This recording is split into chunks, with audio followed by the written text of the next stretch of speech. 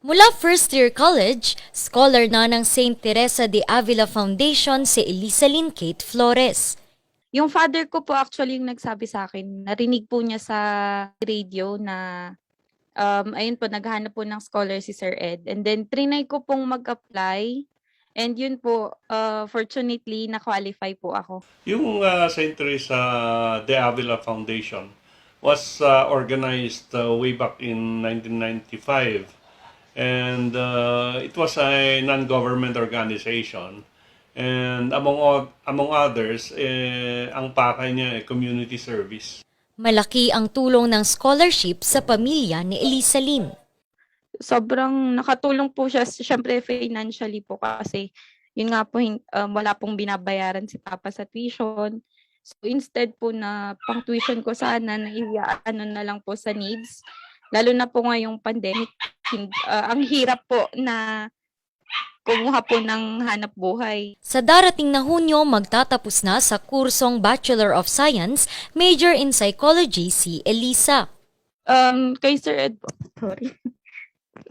Sobrang thankful po ako and blessed kay Sir Avila po at sa foundation kasi kung hindi po dahil sa kanila, hindi ko po mararating po ito.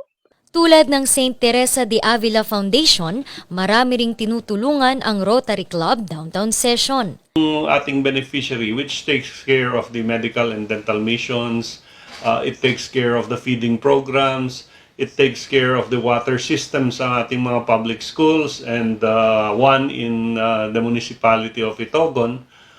May outreach program siya. We deliver medical equipment like during the pandemic, our forefront members, sila yung March pa lang, at the start of the pandemic, sila na nag-feeding program for the medical and health workers. Para sa advokasiyang ito, isasagawa ang 18th Emma Cup Golf for a Cause sa Baguio Country Club sa ika-12 ng Marso.